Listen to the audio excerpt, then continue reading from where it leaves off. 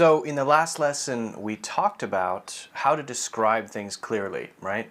In this lesson, we're going to also focus on something that's very, very important to know how to do, to know how to use if you want to be able to speak English well. If you feel very, very comfortable with different verb tenses, which is what we're going to talk about in this lesson, you can skip this one and go to the next.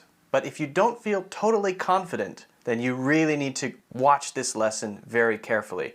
We do this one and the last lesson because it's so important to have these things first before we go on to some of the more fun stuff like inviting people to do things or hanging out at a coffee shop or ordering stuff. That's a lot more maybe fun and interesting, but we really need to make sure we have the, what I would call fundamentals. Oh, I don't even have room. Fundamentals down. This should not be done. Fundamentals down before we get into that other stuff. So, a tense, what is that? What is a verb tense?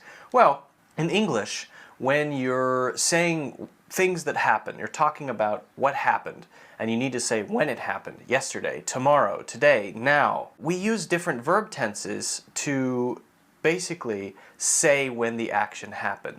We have to change verbs. I'm sure you know this. We have to change verbs according to when things happened so that they agree with each other, right? And this can be a little confusing. Sometimes it's simple, sometimes it's not. We're going to go through these and I'm going to give you examples. Examples are the best way to learn how to use verb tenses because knowing these names, simple, right? Past simple tense, progressive tense, knowing these names is not that important if you don't learn the names of grammar things. That's fine because you're not an English teacher, right? I need to know the names of different kinds of grammar, but nobody else does.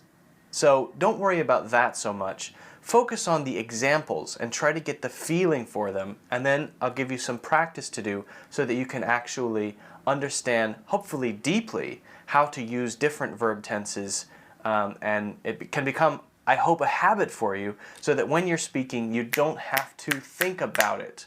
Okay? That is the goal, that you can use these naturally, you don't need to think. So let's get started.